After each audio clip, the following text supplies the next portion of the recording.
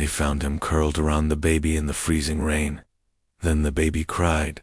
There are moments the world forgets to witness. Moments too quiet to make the news. Too soft for sirens. Too slow for the scrolling feed. They found the dog in the dark, half-starved, drenched to the bone, curled like a question mark around a silent bundle on the cold asphalt behind a shuttered gas station. The baby wasn't crying when they found her. She only cried when they tried to move him. This story isn't about survival.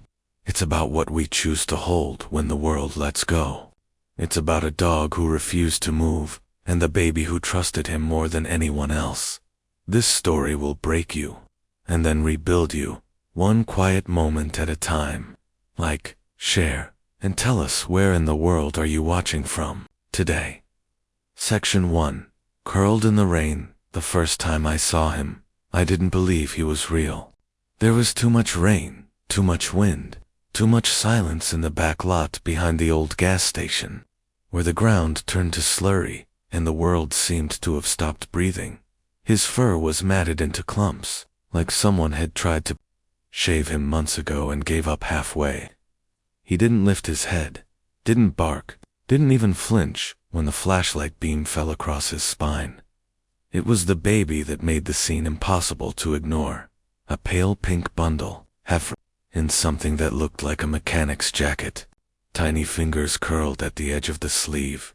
The German Shepherd had wrapped his body around her like he was trying to become something more than he was. A roof, a wall, a womb. She made a sound when I stepped closer. Not a cry, more like the breath before one. He finally lifted his head then, just enough to look at me, eyes sunken, rimmed in red, but alert, watching. There was no growl, no threat, only one simple look. Don't. I didn't move. I stood there in the freezing rain, boots sinking into mud and gravel, and I watched him hold the storm at bay, with nothing but his broken body. A colleague called it in on the radio. Infant recovered. ADULT canine present. Situation stable. But there was nothing stable about the way the baby was pressed to his ribs. The way his paws trembled, but didn't shift. I remember reaching out, just my hand, palm open, fingers steady, even though my heart wasn't. He didn't sniff it, didn't lick it, didn't look away from the baby. He just breathed, shallow, rattling breaths that steamed in the cold and clung to the night like smoke. I knelt beside them. I didn't speak, not really, just the kind of quiet noises people make when they don't know what else to say.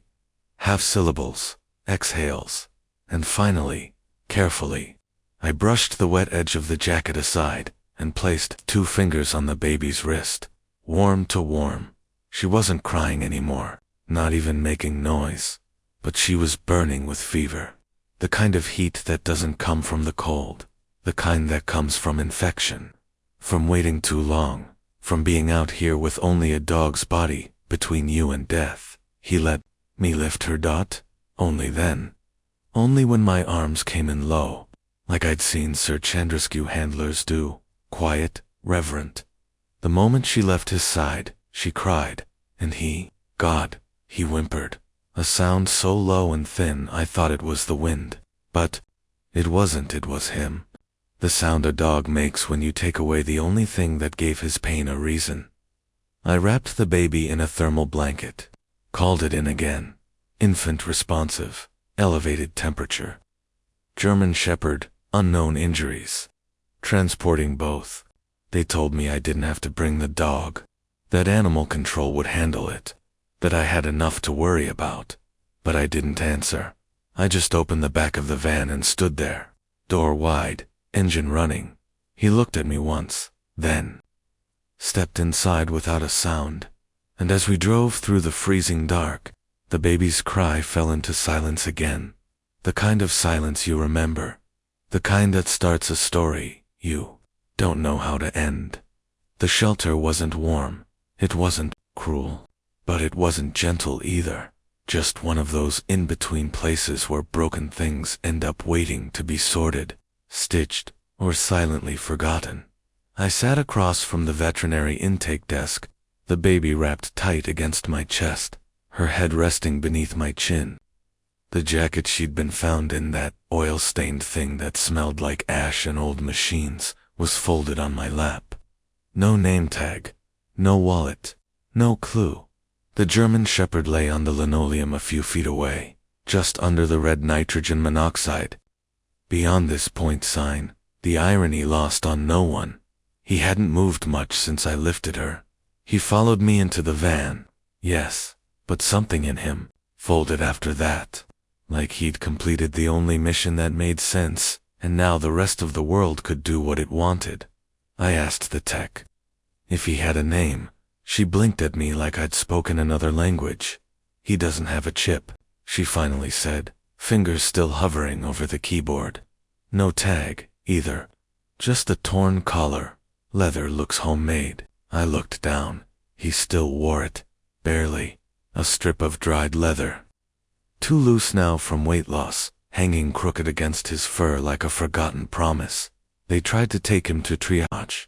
I told them he stays in my line of sight.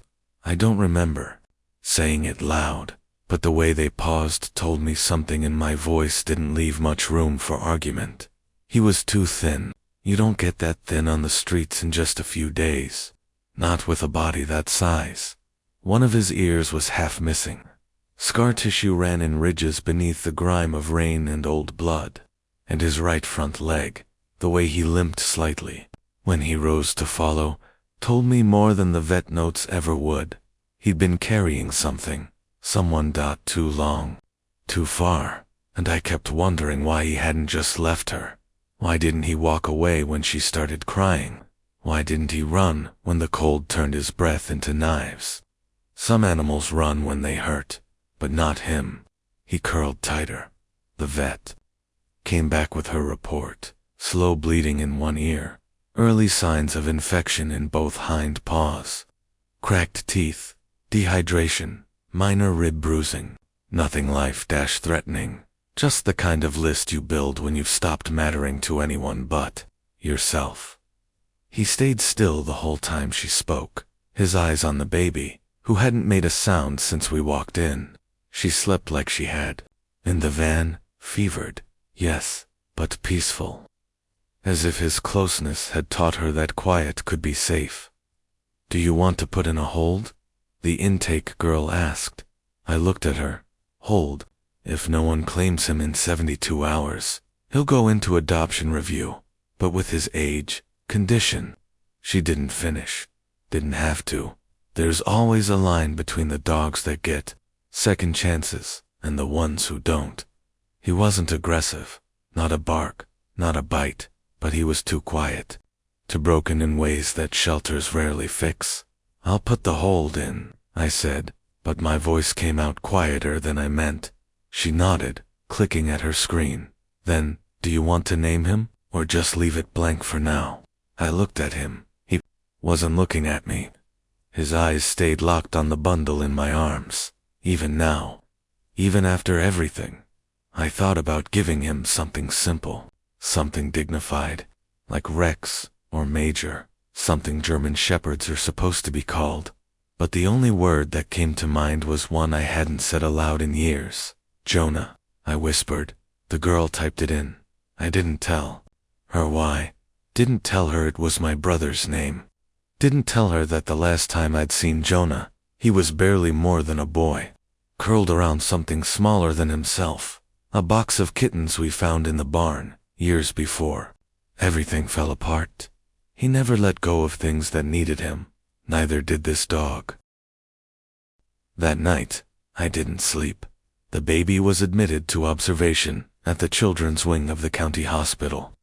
They found a small infection that had started in a rash and gone deeper, flaring into a fever that could have turned deadly by morning, the nurse told me gently. If she'd been out there one more night, she might not have woken up. I stood outside the glass window, looking in at her tiny body wrapped in clean blankets, IV threaded through her hand like a whisper of a second chance. No visitors had come. No one called asking about a missing child. Not yet. And my mind kept drifting back to Jonah, not the dog, the boy. The one who would have grown into a man if life had been a little kinder.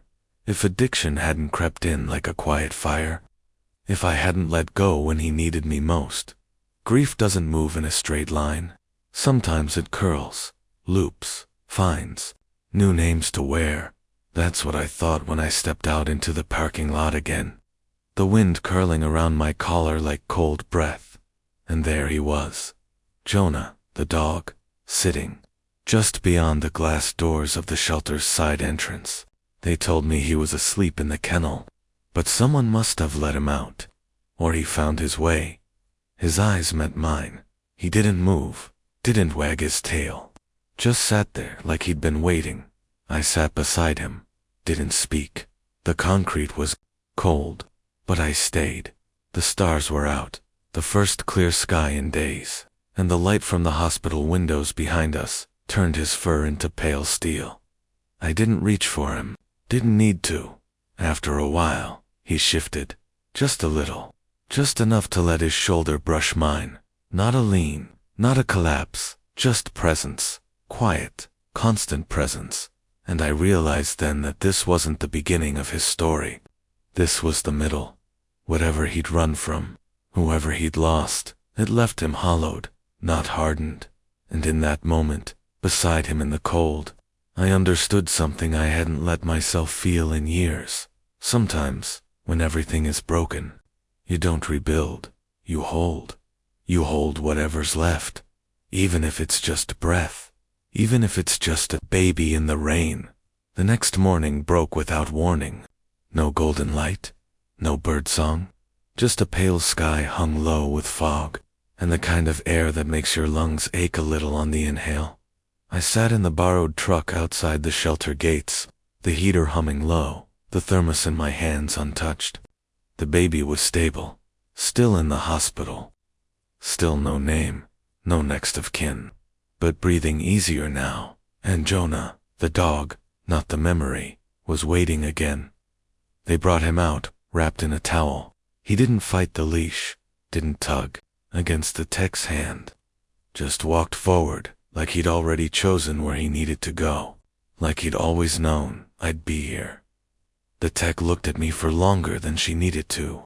He followed one of the night staff to the back door again. She said, "I guess he's not much for kennels." I reached for the leash. He came to me without hesitation. No tail wag, no sound, just presence, silent and focused. She handed over a small brown paper bag. Pain meds, twice a day, food or no food. The paws are healing. The ear might scar, but he'll keep it. I nodded, didn't speak. I don't think I could have. We drove in silence. I didn't know where to take him. Not really. My apartment was no place for a shepherd. 2 small rooms above the post office, with one window that faced a brick wall and a radiator. That never worked when it mattered. But the truck kept moving anyway, as if the wheels knew something I didn't. He sat in the back seat, not lying down, just sitting upright, like a passenger, eyes fixed on the world, slipping past the windows. And then it happened.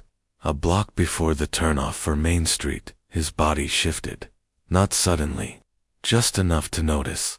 He stood, moved to the far side of the seat, nose against the glass, breath fogging the window in slow, measured exhales. We passed an auto shop half collapsed from a fire 3 months back. The windows were gone, the signs charred. Only the ghost of words still clung to the scorched front. Harlan's full service since 1981, and Jonah made a sound, not a bark, not even a whine, more like a breath caught halfway between memory and ache. I pulled over, left the engine running. He didn't wait for a command, didn't pause. He pushed the door open with his shoulder, just enough to slip out, and stood on the gravel, unmoving, tail still, head low. The scent hit me next. Ash, oil, burned rubber, and damp earth. Even months later, the bones of the place hadn't let go of what happened. Jonah walked forward slowly, paws cautious on broken stone and wet plywood. I followed, and that's when I saw it. The melted outline of something metal beneath a collapsed workbench. A cot frame. Not a bed, not a couch, a cot. Old, military style. The kind people set up in places they live, but don't sleep peacefully. He circled once, nostrils flaring, chest low to the ground. Then he sat beside it, not facing me, facing the empty space where the wall used to be. I stood, a few paces behind him, heart slowing, thought unspooling. The collar, the jacket, the oil-stained scent on the baby's blanket. He knew this place, or someone who did. Later I spoke to the fire inspector, an old friend, someone I used to volunteer with during the bad years, when the shelters overflowed and we delivered supplies out the back of battered vans on Sundays. He pulled up the report from the fire. Electrical, started overnight. No human remains found, but the place had been lived in. Illegally, there were signs of habitation, food cans, personal items, a mattress folded into the cot I'd seen, and one detail I hadn't expected, a folded baby onesie found near the back entrance. Charred, but intact enough to show the print. Yellow ducks, the kind sold in discount stores in packs of 3. My stomach turned. No confirmed names, no missing persons linked to the fire. But 2 things were logged in the report. A leash with no tag, and a child's sock, still damp when found. They thought whoever lived there got out, left when the fire broke. But no one came forward, until now. Until a baby in the rain, and a dog who wouldn't leave her side. That night, I didn't go home. I sat with Jonah in the lot behind the burned shop, just out of view from the street. He lay beside the cot frame, head resting on the melted metal, eyes closed but not sleeping.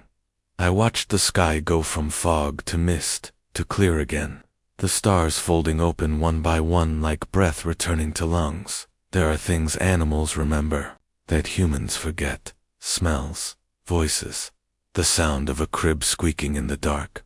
Jonah hadn't just stumbled into the baby, he'd come back for her. Somehow, some way, this place, this child, they were linked. And the dog knew it, long before I ever arrived. I called the hospital that night, asked how she was doing. Still stable. Fever receding. She seems to sleep easier when we let her hold the jacket, the nurse told me. That old one she came in with. We washed it, but she cries if we take it away. I thanked her, then stared at the road for a long time. My coffee had gone cold. My hands, but inside my chest, something started to pulse again. Not warmth, not yet, just ... movement. Jonah stirred, lifted his head, watched me, and I knew. Deep in the part of me that still believed in things I couldn't see, we weren't done yet. Not with each other, not with her, not with this story. There are certain places where time seems to move differently.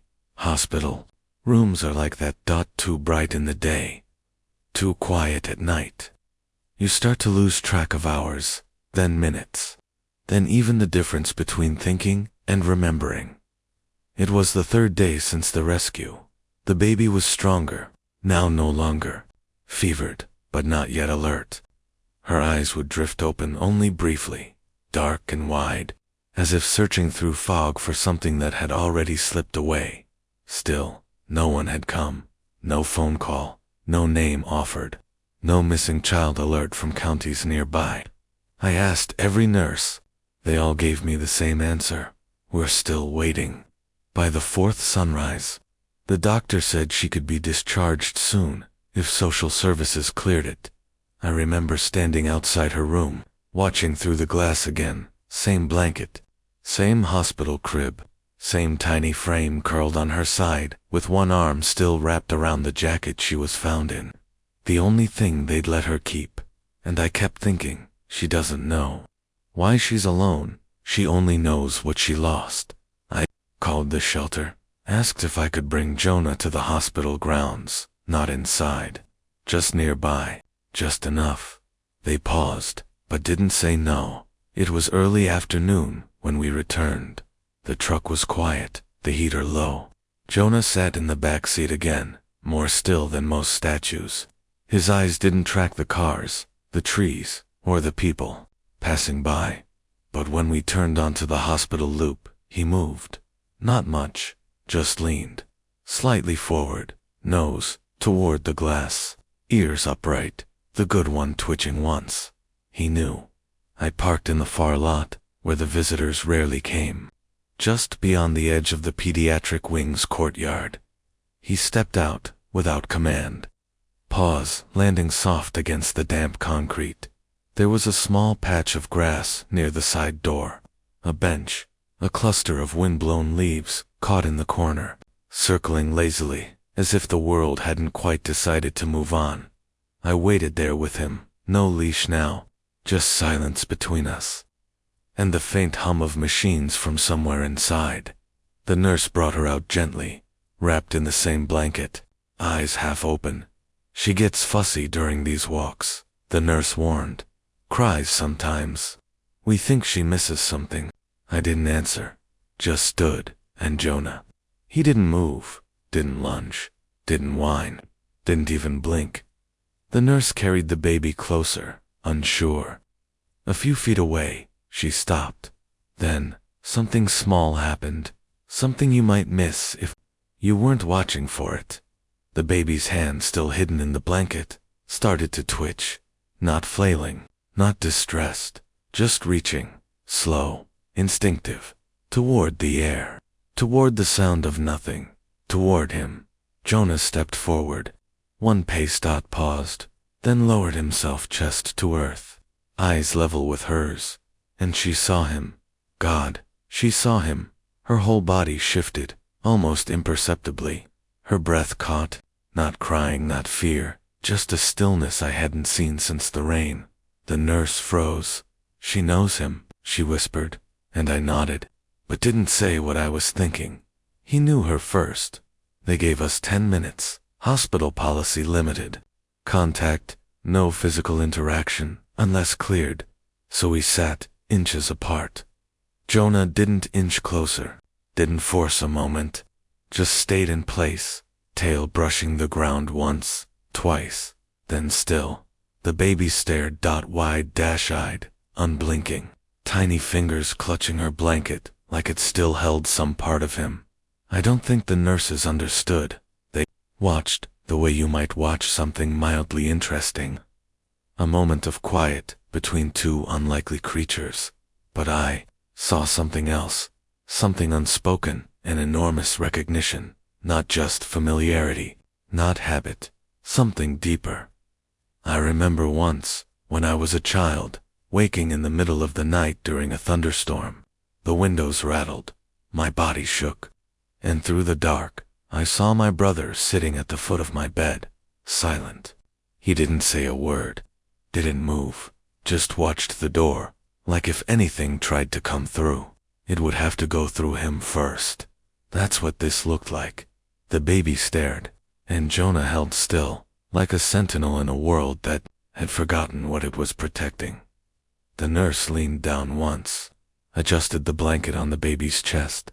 Her hand brushed Jonah's paw by accident.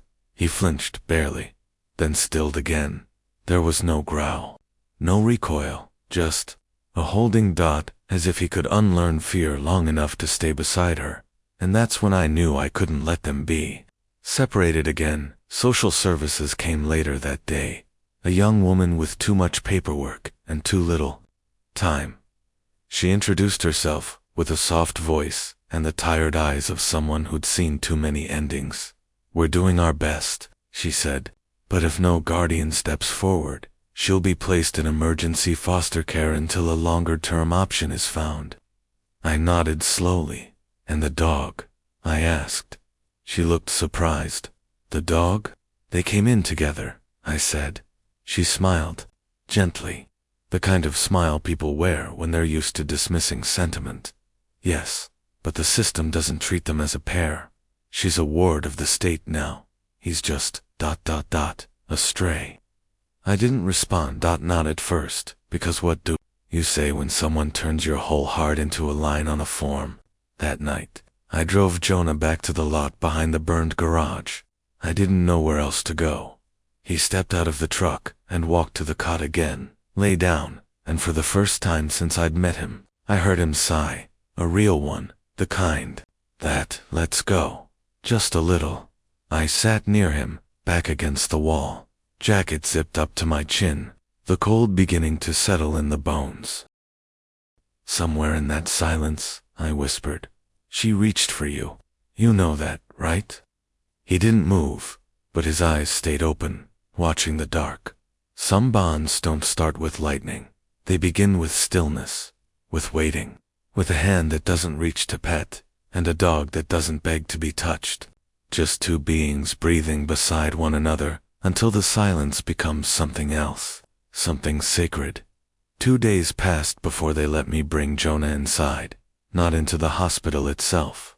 The paperwork would have taken weeks, but into the rehabilitation courtyard on the west side of the children's wing. A few benches, some raised garden beds long dead from winter, and a patch of flattened grass where nurses sometimes took their breaks. That morning was brittle with frost, the kind that clings to bare branches and breathes steam through the mouths of sleeping dogs. I walked him slowly across the pavement, leash loose in my hand, his paws making soft tap-taps on the stone. He didn't pull, didn't hesitate, just moved forward like he'd been here before, like he knew she was waiting. The nurse met us near the door, bundled in her coat, eyes soft. "She's been asking with her hands," she said, "reaching again, when there's nothing there." We both looked toward the window. The baby sat propped in a rolling crib, too small to sit upright alone. Her cheeks still pale, but her gaze alert now, sharp, even, scanning the world, looking for something that didn't leave a scent behind. The nurse wheeled her closer, just past the threshold, and Jonah froze. He saw her, not just looked at her, saw her, and something in him came unstitched, quietly. Not enough to change his posture, but enough to change his breath. He moved forward, slow as prayer, bent his head toward her, stopped just inches from the crib's edge. The nurse stayed silent. Bless her for that. She didn't interrupt the moment, didn't add softness where there needed to be none. The baby's eyes widened, her mouth opened, not in a cry, not in fear, just wonder. And then she reached. Not the reaching of need, not desperation, but memory. Her tiny hand found the line of his jaw, just above the scarred fur, and rested there. No petting, no squeezing, just resting, like she'd always belonged there. Jonah didn't flinch. He blinked once, slow, and leaned into it. The nurse made a sound behind me, half gasp, half sob, but I didn't move, didn't breathe. Because that moment, that fragile, breathless second, felt like the kind of thing that, if interrupted, might never return. We stayed in the courtyard for nearly 30 minutes. The baby didn't cry once, not when a cart clanged nearby, not when a loudspeaker barked overhead, not when the wind picked up and fluttered her blanket across her chest. She just sat there, connected, her hand resting on Jonah's fur, his head near her elbow, body curled in a half moon against the wheels of the crib. The nurse eventually cleared her throat. "Never seen her this calm," she said. "Not once." I nodded, eyes still on them. "She remembers him," I said. "She can't even speak." The nurse whispered, "She doesn't need to." Later, back in the truck, Jonah didn't lie down like he usually did. He stayed seated, staring out the window again. But not toward the road this time, toward the hospital, as if checking, not that she was safe, but that she was there, still inside, still reachable, still real. And I thought about how grief doesn't always look like we expect it to. Sometimes it's not loud or broken, or weeping. Sometimes it just waits beside a crib, silently counting the seconds, until someone remembers you mattered. That evening, I got the call. It was the social worker. Her voice was tired, measured. "We've had no claims," she said. "No one's come forward.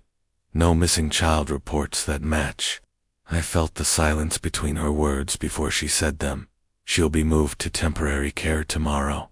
A foster placement a few counties over." Just until we figure out more. I said nothing. Just stared at the ceiling of my apartment.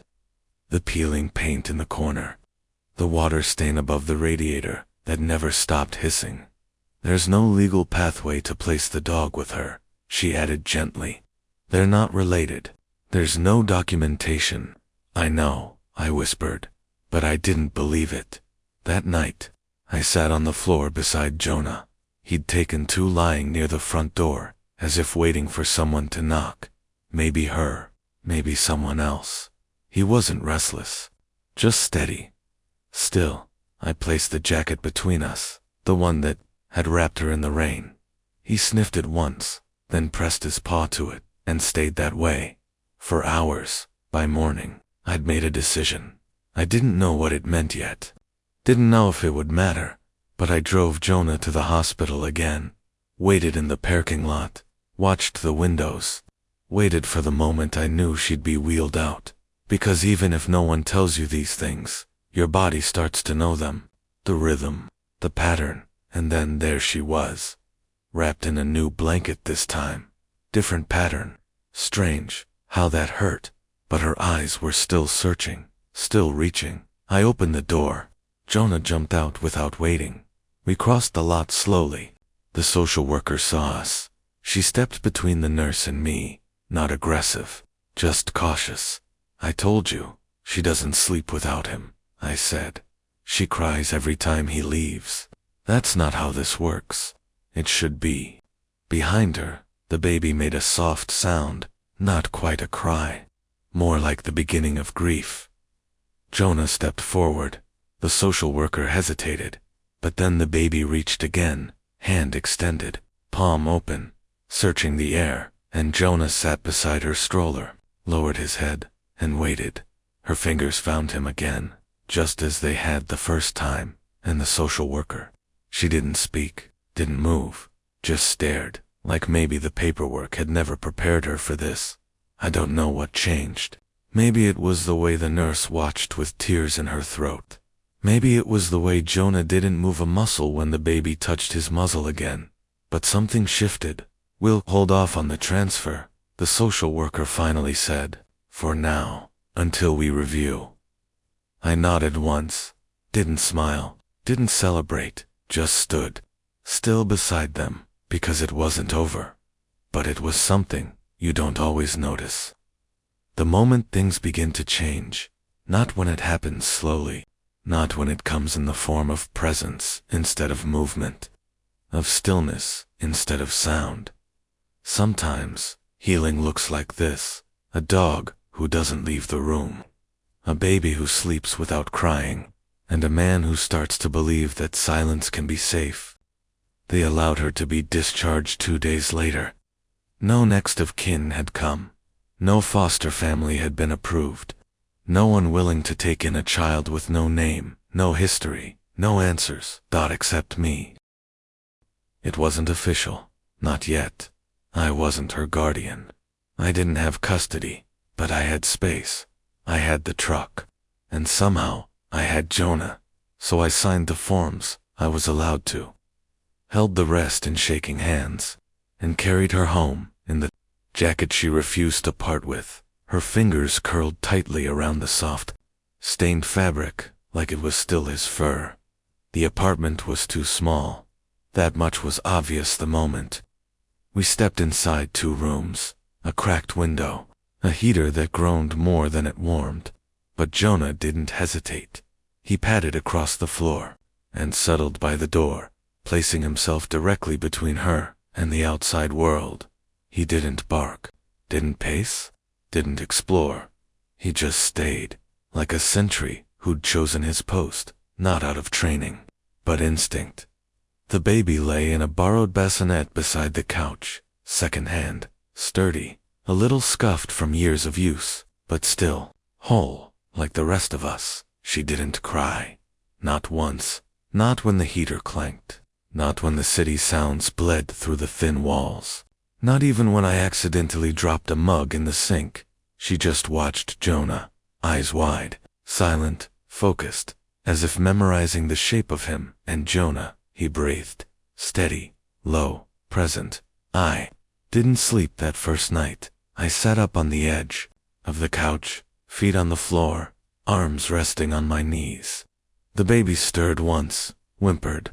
Jonah rose, walked to the bassinet, looked in, no sound, just a nudge of his nose near her arm, not touching, just close enough that she stilled again.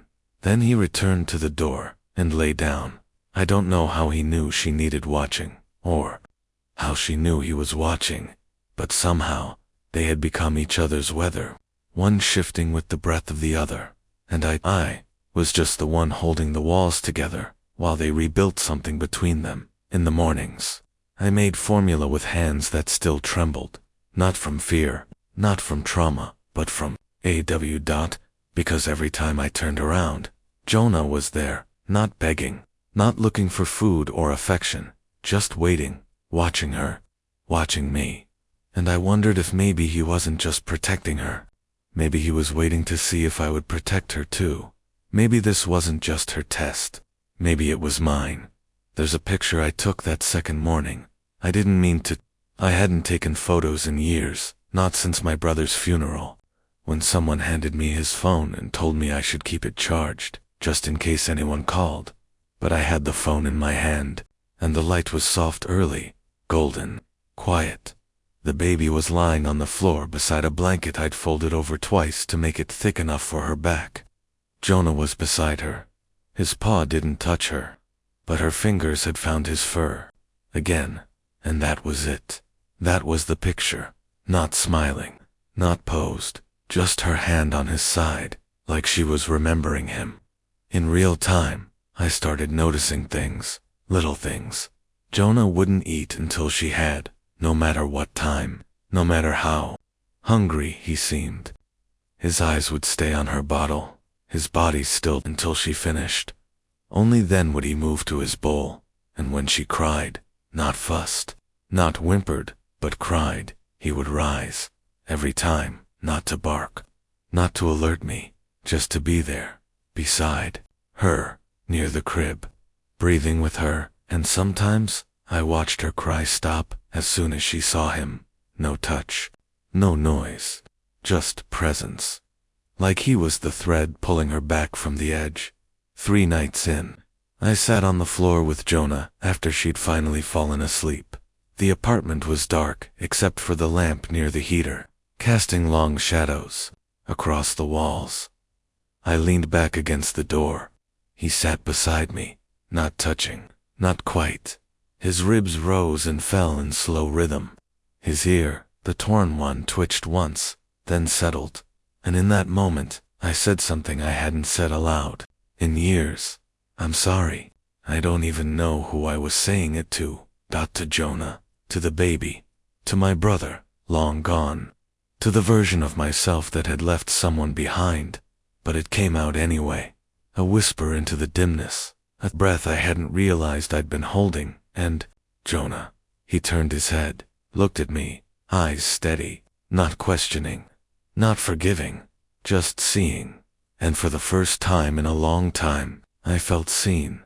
The next morning, the baby laughed, not a big laugh, not loud, just a single startled sound, like the air escaping joy before it knew what to do with it. She had been watching. Jonah scratched behind his ear, and when he stopped, when he froze in that awkward crooked pose dogs get when they think they're being watched, she let out the sound, and Jonah froze completely, then tilted his head, and something passed between them I couldn't name. Not words, not thoughts, just recognition. That afternoon, I got a knock at the door. The social worker. She stood there holding a file, not smiling, not cold, just human. We're not transferring her yet, she said. I didn't speak. We saw the footage from the courtyard, the contact between them, the stability. Still, I said nothing. We're calling it a kinship exception. Temporary custody pending review. My voice, when it came, sounded like someone else's. What does that mean? It means she stays. With you. With both of you. For now. I looked past her, into the hallway. Toward the end of the corridor, where Jonah had patted only minutes before, to make sure the baby was still asleep. And, I thought, we're not a family yet, but we're becoming something. Not whole, not fixed, but becoming. And sometimes, that's enough. There's a kind of quiet that settles when no one's waiting for the next bad thing. Not peace, not joy, not yet, but stillness. And for the first time in a long time, the apartment held it. It clung to the corners, hovered in the spaces between footsteps. It breathed through the tiny rhythms of morning, a bottle warming on the stove, the creak of Jonah's body unfolding from sleep, the baby's soft rustle in her blankets before her eyes opened. There were no words. There never were. Only gestures, glances, silence layered with meaning. And the way Jonah had started to stay closer now, not just near the baby, but near me, as if something in him had shifted, or something in me had. I noticed it on the 7th morning. He didn't wait for the heater to kick in before rising from his place by the door. Instead, he crossed the room and sat in front of the couch, where I'd fallen asleep again, one arm draped off the side. The baby's jacket wadded beneath my head like a second pillow. When I stirred, he didn't look away. He just watched, not expectant, not alert, just present, like he was learning something about me I hadn't yet learned about myself. The baby was still asleep. Her breathing came in small, steady sighs, the kind that told me she felt safe, that she trusted the walls of this place, even if she didn't yet understand them, even if I didn't. That day, the social worker came again. She stayed longer this time, watched as I fed the baby, watched Jonah curl beside her blanket, one paw near her ankle. She said little, took a few notes, asked about routines, sleep, feeding, medical follow-up. Then, just before she left, she paused at the doorway. "Do you have a name for her?" she asked. It hit me harder than I expected. I opened my mouth, closed it, swallowed. "No," I said finally. "Not yet. She needs one, if you're going to keep her long term. I know." The door shut quietly behind her. Jonah stood and walked to the spot where she'd been, sniffed the air, sat down, and stayed. That night, I stood by the crib longer than usual. Her eyes were already closed, one arm slung loosely across her chest. Her fingers had relaxed for the first time in days, away from the folds of the jacket, and Jonah, ever watchful, remained just a breath behind me. "You know," I said, voice barely a whisper, "you've given her more than I ever could." He blinked slowly. I don't think I ever knew how to protect someone. Stillness. I turned from the crib and knelt beside him, hand hovering an inch from his head. I didn't know how to protect him either. Jonah lowered his head, not into my hand, just enough to make the silence heavier, and in that moment, the weight of guilt cracked slightly, not enough to spill, but enough to shift. I dreamed of my brother that night, not the broken version, not the one I buried, but the boy who used to lie beside me in the hayloft, flashlight between us, whispering plans into the dark. He smiled, said nothing, then turned and disappeared behind a curtain of trees. And when I woke, the baby was watching me, wide-eyed, unblinking, like she knew. The weather changed the next day. The wind picked up. The sky turned brittle with gray, and people started hurrying again, as if the season's stillness had made them forget how to rush. But inside the apartment, time moved no faster than it had the day before. Jonah's limp was easing, barely noticeable now, unless you were looking for it.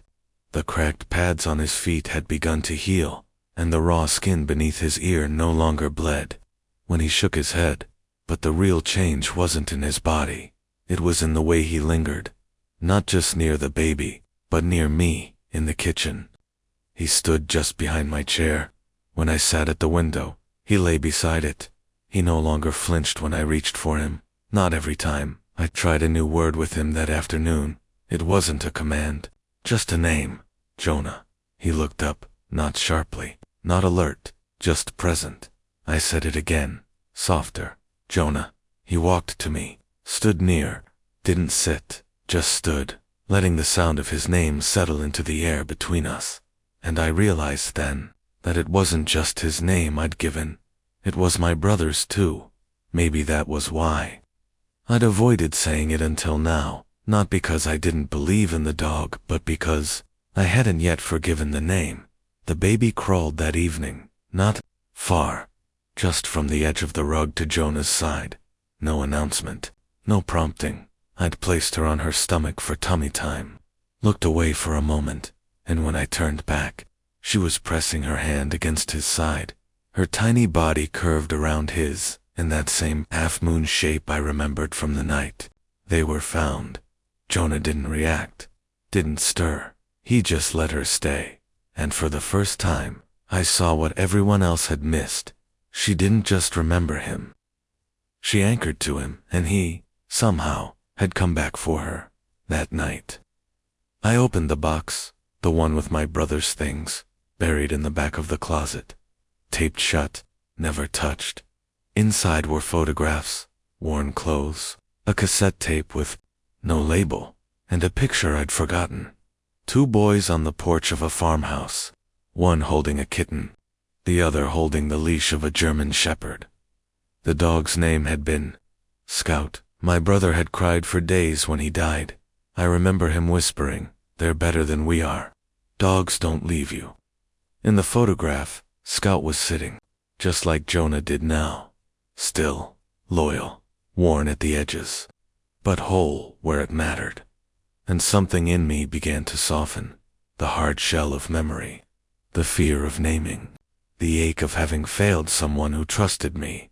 And in that softening, I looked over at the crib, and then at Jonah. "She needs a name," I said aloud. He turned his head slightly, as if listening. "I think maybe it should come from you." The silence that followed didn't feel empty. It felt like permission. It was a Tuesday when the knock came, soft, but deliberate, the kind that doesn't ask permission so much as announce presence. Jonah heard it first. He always did. He didn't bark, didn't rush the door. He stood slow, silent, and positioned himself in front of the crib, not between the door and me. Between the door and her. I moved to the peephole, the floorboards creaking under my weight, and there she was, the social worker, same long coat, same clipboard. But this time, she wasn't alone. Behind her stood a man in a collared shirt too, clean for this building. He looked official, legal, even, state-appointed maybe, a different breed of bureaucrat. I cracked the door. "Good morning," she said gently. Her voice carried a new layer of something, not coldness, exactly, but distance. "We need to talk." They sat at the kitchen table. The man set down a folder between us, thick, heavy, full of papers that weren't questions so much as decisions waiting for signatures. "We've done our due diligence," he began. "But you know this can't go on forever. The child doesn't have a birth certificate, no confirmed name, no verified lineage. She's not yours, she's not his, and there's no indication that either of you are biologically related to her." He paused, as if that statement could somehow settle the room. It didn't. Jonah sat in the doorway between the kitchen and the living room, his eyes trained on the man's every movement. He didn't growl, but he didn't blink, either. The social worker reached for the folder, slid a paper free. "This is a notice of intent. It outlines the state's plan to place her in long-term foster care by the end of next week, pending no further developments. We're giving you time, but we need closure." The words floated heavy in the air, closure like a door clicking shut behind someone. I nodded slowly, didn't fight. I think they expected me to argue, to rage, to plead, but all I could think of was Jonah still watching, listening, and the baby in the next room, asleep with her hand curled around the soft corner of that old jacket, as if it still held the heartbeat of that rainy night after they left.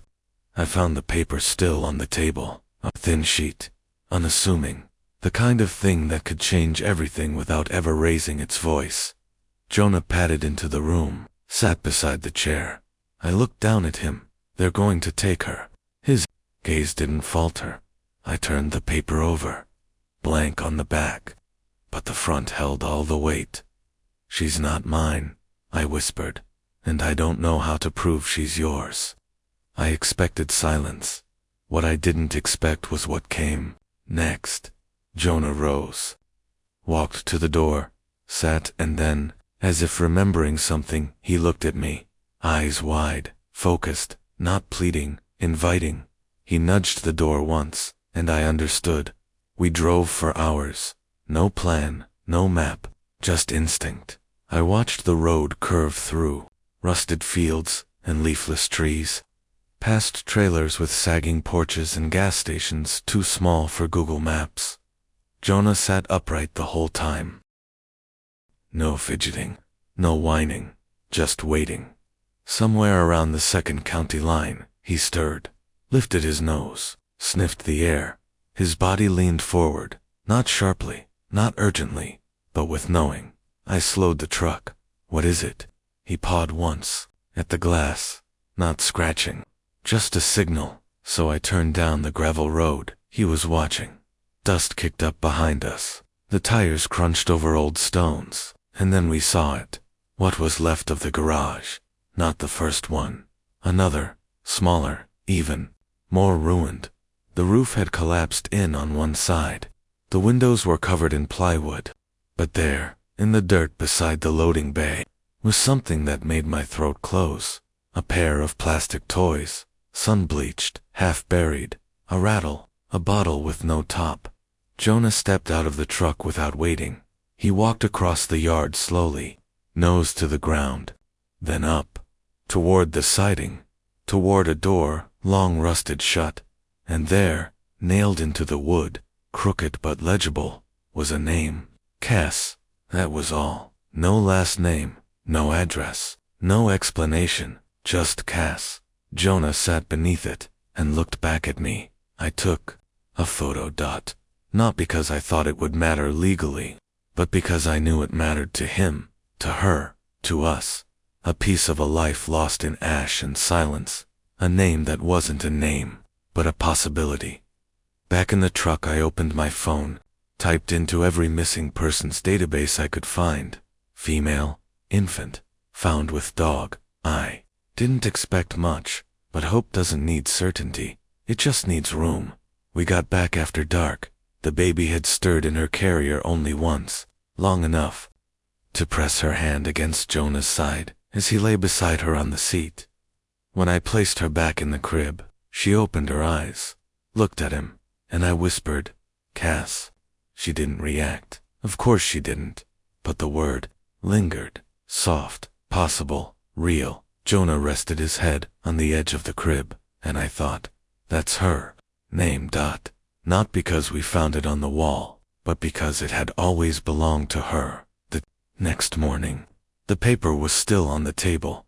I stared at it, at the date. The deadline. 7 days. I thought about what people meant when they said it's just a dog. How many times I'd heard that phrase. Just as if loyalty was somehow less because it couldn't be translated into speech. As if love needed paperwork. Jonah stood beside me, waiting not for orders, but for choice. That afternoon, I returned to the social worker's office. Paperwork in hand. Photographs. The photo of the garage. The rattle. A timeline I'd pieced together from ashes and memory and guesswork. I didn't expect it to be enough, but I didn't come to win. I came to bear witness, to say, this happened. She was found. She was loved by him. They didn't promise anything. Of course they didn't. But as I left, the woman behind the desk glanced down at Jonah's intake file, then at the picture I'd left behind, the one where the baby's hand was curled into his fur like an anchor, and she said, quietly, sometimes the bond is the proof. There are certain kinds of silence that don't settle. They hover in the corners of rooms, at the edge of sentences, inside waiting rooms, between the question and the answer. The apartment was full of that silence after the visit to the social worker. Jonah paced once, Just once. Not with anxiety, not even urgency, but with a question in his body. Where was she? Where was the weight of her breath in the crib? Where was the sound of her fingers tapping softly on the edge of her bottle? I'd only left her for a few hours. A checkup. Paperwork. Required observation. By the department. They said it wouldn't take long. They said she'd be returned by sundown. But sundown came and went, and the crib stayed empty. Jonah didn't lie down. Not for hours. He moved from the window to the door, then back to the crib. Sniffed once, then stood guard beside it, as if stillness could will her back, as if his presence alone could summon her. I called twice. No answer the first time. The second, a receptionist who sounded like she was reading from a script, told me the visit had been extended for overnight evaluation. Just a precaution, she said, routine. But nothing about this had ever been routine. She didn't ask if I wanted updates. Didn't offer to tell me where the baby was sleeping, what room, which staff member was watching her. She only said she was safe. Safe. As if the absence of harm was the same thing as comfort. As if being fed and monitored and medically stable could take the place of belonging. Jonah didn't eat that night. I poured his food into the bowl, waited. He walked over, sniffed it, turned away, laid down beside the door. I sat on the floor, back against the kitchen cabinets, knees bent, and I felt it. That hollow ache, the one I remembered from the morning of my brother's funeral. The space someone leaves behind doesn't shrink. You just grow tired of walking around it. I found myself staring at the crib. The shape of her body was still there, somehow etched into the folds of the blanket like a ghost. The soft curl of her fingers. The little sock she always kicked off in the night. I hadn't picked it up from the floor. I didn't have the heart. And Jonah, he stayed curled in the hallway, not sleeping, just waiting. The way you do when you don't know how to hope, but you also can't stop. She came back the next morning. No warning, no knock, just the nurse, gently easing her carrier across the threshold. Eyes already wet, before I could say a word. There was a clerical error, she said. They weren't supposed to keep her that long. I didn't ask what kind of error. Didn't care. I just reached for the baby. She was calm. Too calm. The kind of calm you get from being held by strangers who don't speak your language, who don't smell like your dog, who don't know you like silence does. Her eyes didn't light up when she saw me. She only blinked once, twice, and then slowly turned her head toward Jonah, who had not moved, who sat completely still, eyes locked on her, a thread stretched so tight between them that the air itself felt thinner. The nurse leaned down to unclip her straps, but the baby lifted her hand before she could, toward Jonah. A tiny movement, but deliberate, and then Jonah broke his stillness. He stepped forward, lowered his head, and let her hand brush against the top of his muzzle. That was it. Nothing else but. I watched the change happen in real time. Her body relaxed. Her breath came easier. And her eyes, they didn't sparkle. Not yet. But they recognized. Like something that had been fractured, was quietly fitting itself back together. Later, when the nurse left, Jonah lay beside the crib again. He didn't press against it. Didn't place his paw on the frame. He just stayed. And the baby, now half asleep, reached her arm through the bars and let her fingers brush the fur at his shoulder. The same shape she made that first night in the rain. A half-dash grasp, a silent tether. That evening, the social worker called. Not a visit this time, just a voice. She sounded tired, not unfriendly, but distant. We're reviewing your request for temporary guardianship, she said. Okay. There's still no DNA match, no prior record. The documents you submitted from the burned property. They're being processed, but they're not conclusive. I understand. But something's changing, she added, more softly. I spoke to my supervisor. She saw the photo. The one with the baby's hand in the dog's fur. Silence.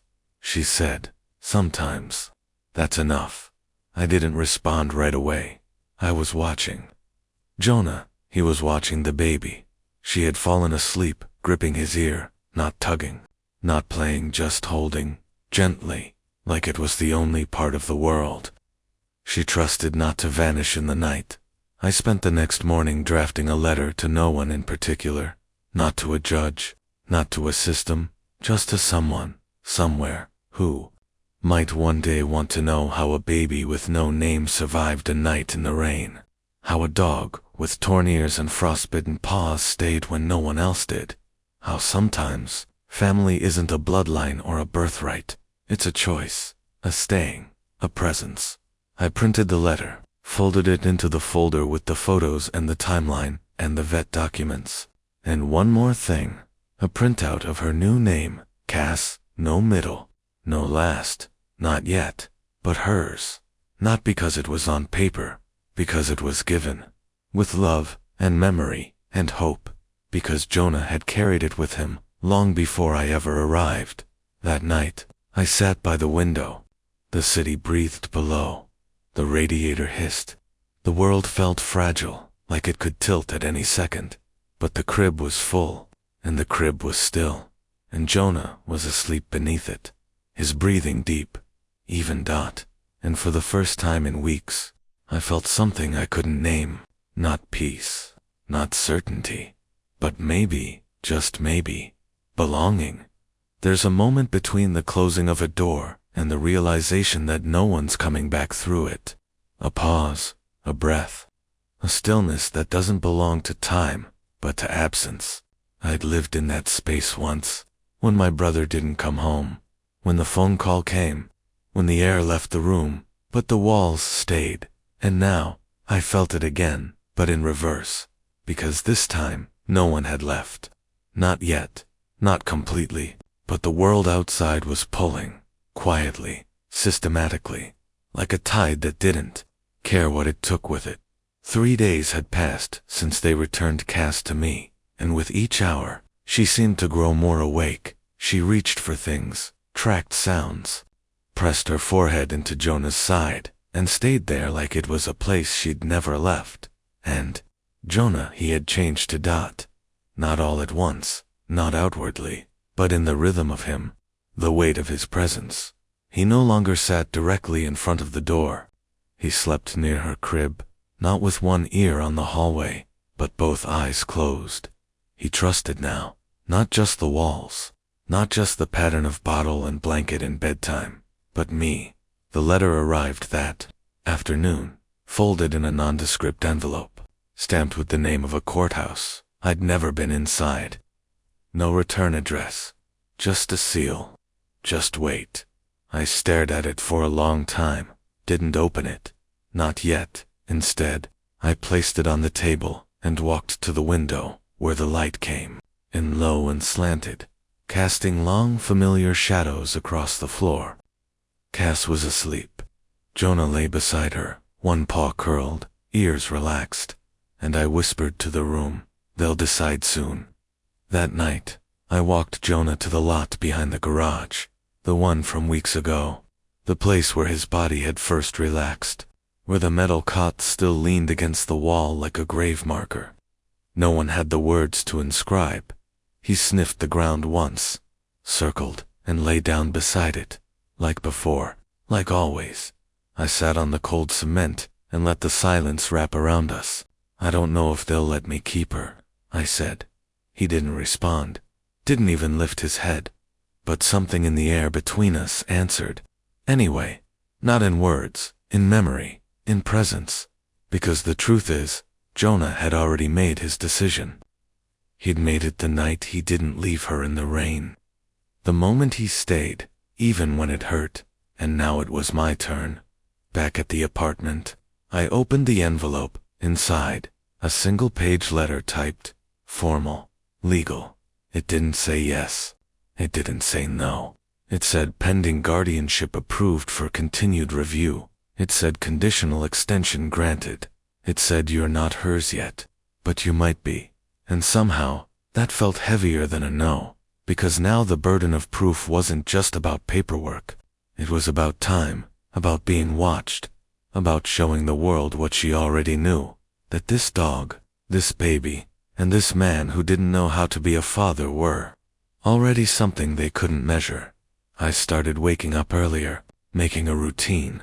Not because I had to, but because I was being seen now, by caseworkers, by courts, by systems that didn't understand how belonging happens in the quiet. But I knew Jonah did, and Cass did. And I wouldn't let them carry this alone.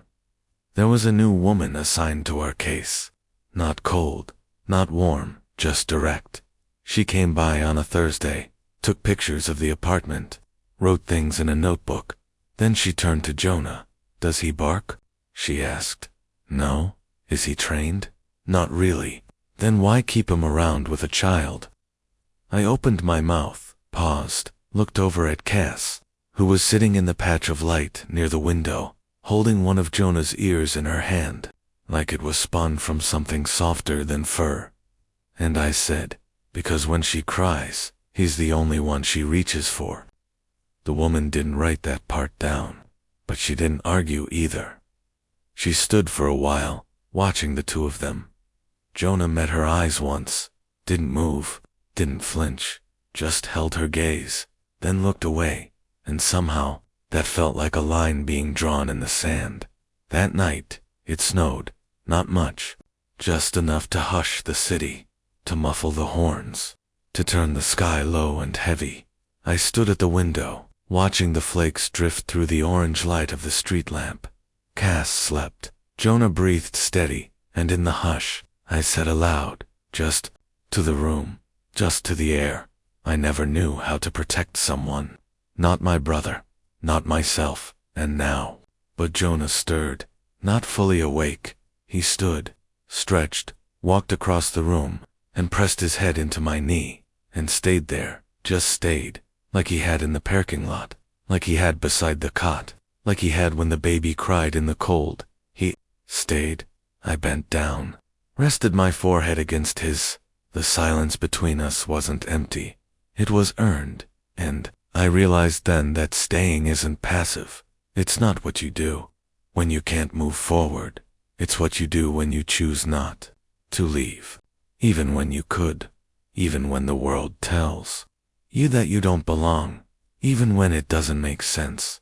That's what he'd been doing all along. That's what I needed to learn. The next morning, I picked up the letter again, read it twice, then opened the drawer where the folder sat, the one with Cass's medical records, the photographs, the timeline, the fragments of a story no one wanted to write down.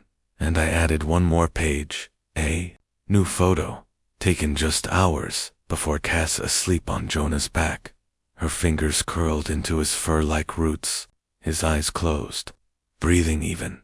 And in the bottom right corner, I wrote 4 words. This is the proof. The day the decision came, it didn't arrive in an envelope. There was no dramatic phone call, no signature across the sky.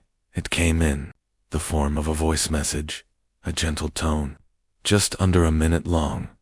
I listened to it 3 times before I let myself breathe.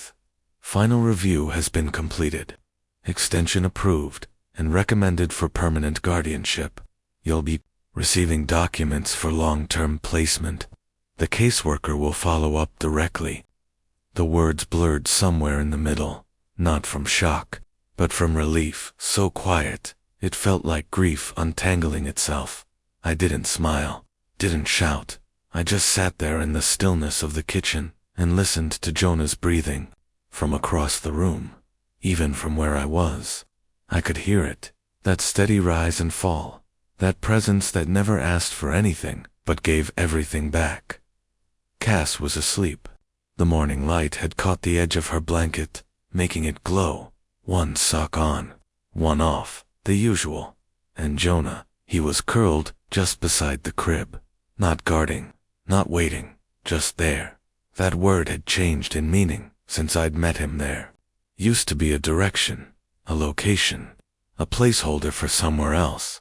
But now, there meant here, It meant the space between a child's breath and a dog's heartbeat. It meant the soft place grief goes to rest. It meant home. The knock on the door came a few hours later. Not loud, not urgent, just the same woman with the same folder. But something in her face had changed. Less assessment, more knowing. She stepped inside, nodded at Jonah, then turned to me. "You understand this isn't adoption." "Not yet. I understand. But you are now her legal guardian, under emergency custody." I nodded again. She looked down at her notes, then paused. "I've been doing this a long time," she said softly. "And I've seen every kind of bond, every excuse, every reason people give to keep a child, or to send one away." She looked over at Jonah, then at Cass. "She never reached for any of them," she said. "Only him, and then, she's yours. You both are." That night, I watched her sleep longer than usual. The city outside was quieter than usual too, or maybe I just heard it differently now. It's strange how grief can become background noise. How you don't realize it's been humming in your ears until the quiet returns. Cass stirred once, reached toward the blanket, not fussing, not lost, just checking. Her fingers found Jonah's paw, curled into it, and stayed. I didn't cry when I got the message. Not when I saw the new paperwork. Not even when I signed the forms. But I did cry that night. Not loudly, not for long. Just a quiet exhale that carried. Too many years, too many almosts. Too many names I'd never gotten to say out loud. Jonah lifted his head, walked to me. He didn't press against me. He just sat beside me, body close, and let me be broken for a little while longer. And that was enough. The next morning, I made a decision. It wasn't big. It didn't cost anything. It wasn't even noticeable to anyone but us. I moved the crib closer to the window, to where the light came in stronger, to where the wind could press softly against the glass, to where Jonah always sat, and then I placed a blanket on the floor beside it, just for him. He didn't need the gesture. He'd have stayed either way. But sometimes, belonging isn't about being chosen. It's about being seen.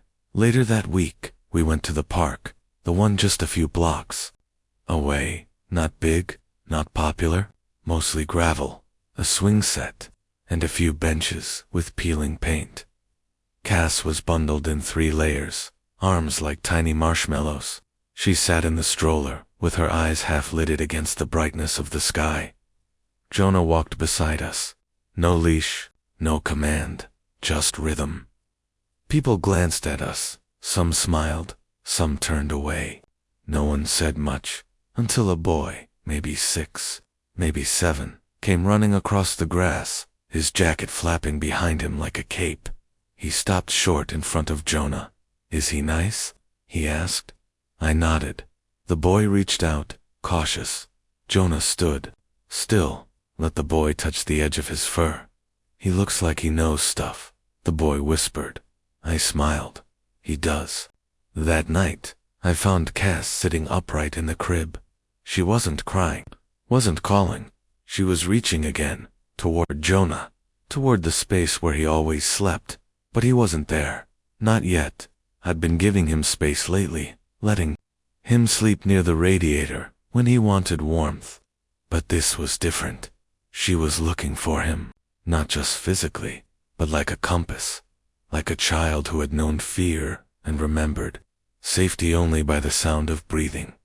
I tapped lightly on the floor. Jonah looked up from the other room, and without a word, he came. He stepped into the light of the crib. She saw him. Her body eased, and she lowered herself back into the blanket. Later, when I stood in the kitchen drinking cold coffee, I looked over the folded papers one more time. Her name? My name.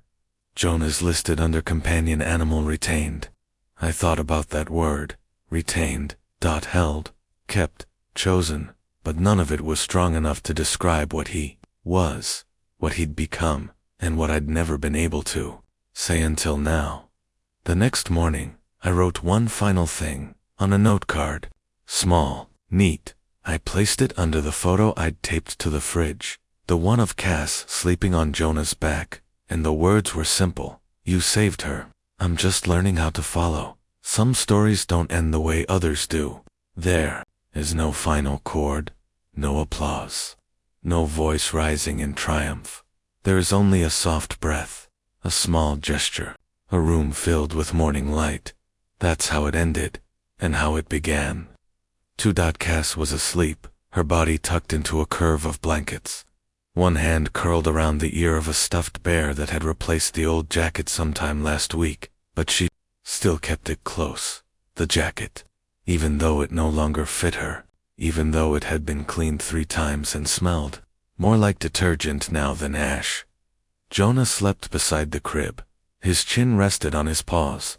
His ears, once always alert, now relaxed. He didn't flinch when cars passed the window, didn't rise when I stepped into the room. He knew she was safe. That was enough. It was Sunday. I don't know how I remember that, only that the light fell in just a certain way across the window, and the city felt quieter than usual. The kind of quiet that lives in spaces long enough to soften them. I stood by the stove, watching steam rise from a chipped mug, and for the first time in a long time, I didn't feel the need to brace for something. Not a knock, not a letter, not a goodbye. Just breath. Just the hum of something whole. I'd begun learning her rhythms, not just feeding times or nap schedules, but the unseen things. How she blinked twice before reaching for something. How her lip curled slightly when she recognized a sound. How she exhaled with a soft grunt whenever Jonah shifted beside her, as if confirming that, yes, he was still there. That the world hadn't turned upside down overnight, again. And Jonah, he had changed in ways you'd never see in a photograph. He didn't limp anymore. Not that he ever let it slow him down, but the stiffness that once shaped his steps had softened.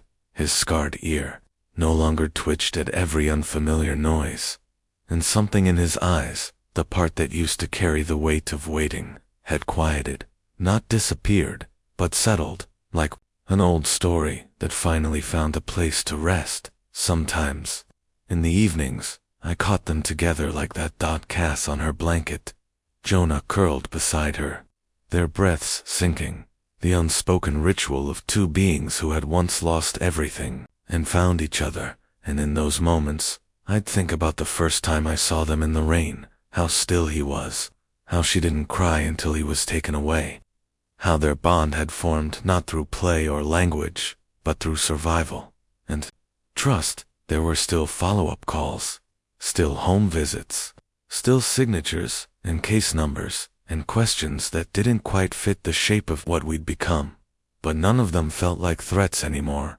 The woman from the state had changed. Her tone, less clipboard, more conversation. She asked about Cass's new milestones, whether she smiled when she saw Jonah in the morning, whether she responded to her name. She did. She had. She always would. One night, after Cass had fallen asleep on my chest, warm and soft and impossibly small, I whispered something I hadn't said aloud yet. Not to her. Not even to Jonah. I think I can do this. The words felt strange in my mouth, unfamiliar, like trying on someone else's coat and realizing it fits better than your own. Jonah stirred, lifting his head from his spot near the door. He looked at me, then at her. And then he laid his head back down as if to say, I already knew that.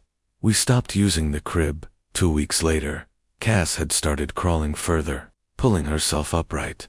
She didn't like the rails. She wanted to sleep in the open, sometimes near Jonah, sometimes in the middle of the floor. Blanket dragged behind her like a flag of surrender. I placed a small mattress near the window. Nothing fancy, just firm enough, just soft enough. Jonah claimed the space beside it before she did. He didn't curl up on it. He didn't need to. He just stayed nearby, one paw outstretched, always within reach.